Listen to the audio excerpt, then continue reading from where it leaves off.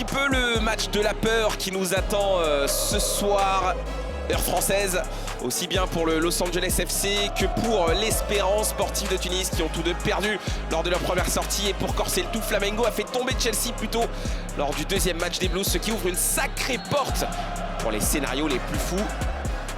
Eddie Segura sur le côté. Oh, ils vont perdre ce ballon, attention, première opportunité pour les joueurs de l'Espérance sportive de Tunis. Et la charge de Youssef Blaili. Ça, c'est un premier message. Plutôt pas mal la reprise là de l'international algérien.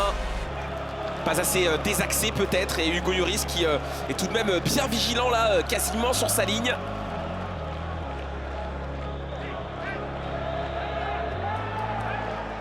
Ce ballon va être perdu. Youssef Blaili qui va pouvoir défier Aaron Long. Il voulait lancer, on l'a vu, Mokwala, la frappe qui va finalement atterrir sur le poteau. Cette tentative de Rodrigo Rodriguez qui avait décroché de la surface de réparation. Il n'a pas beaucoup marqué cette saison, mais on sait la menace qu'il représente. On va le revoir ici. Percé de Blaili. Eddie Segura qui ne parvient pas à contrôler ce ballon et qui permet donc à Rodrigo Rodriguez de manière très acrobatique et peu académique. Ça fait deux alertes claires. Ces espaces qu'il y a entre les joueurs, on le ressent, on le voit. Quand ça connecte, ça va bien. Et regardez, Olivier Giroud, l'intelligence qui prolonge bien pour Denis Bouanga. Denis Bouanga qui va forcément le rechercher. Il n'y a pas vraiment cru Olivier Giroud. David Martinez, lui, était là pour fermer au second poteau. Ah, il y avait une vraie situation là. Alors, est-ce qu'il pouvait vraiment jouer ce ballon, Olivier Giroud? En tout cas, David Martinez, lui, était bien présent au bon endroit.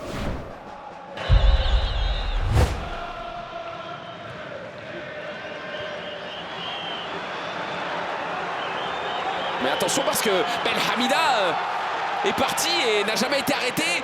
Youssef Blaili finalement. Youssef Blaili, c'est l'homme des grands moments. C'est le magicien de cette équipe de l'Espérance sportive de Tunis.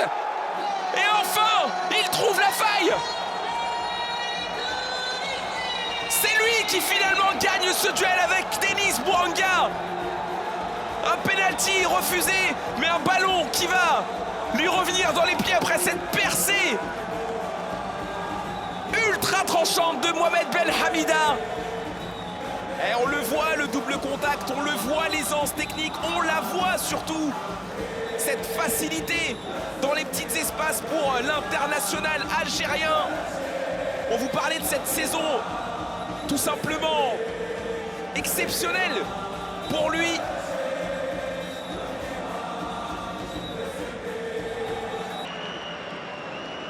Ah, il est loin ici.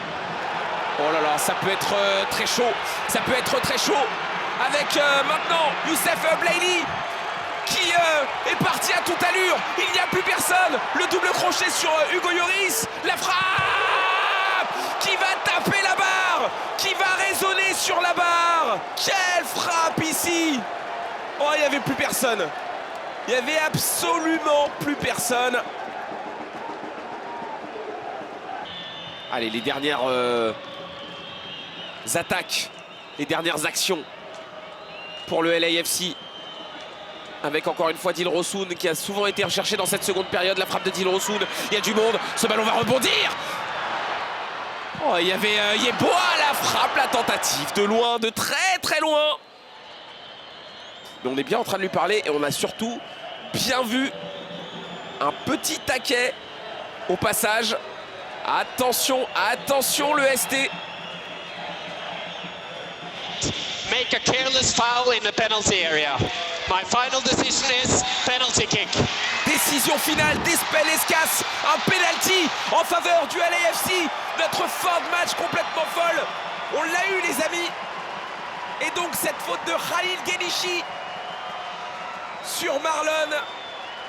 Une faute claire selon l'arbitre norvégien. Déjà buteur à 49 reprises en MLS. Denis Bouanga pour remettre le LAFC sur les rails. C'est manqué. Béchir Ben Saïd, son premier pénalty arrêté cette année et cette saison. Le héros de l'Espérance sportive de Tunis. C'est fait pour l'Espérance sportive de Tunis après une fin de match effrayante, inquiétante même.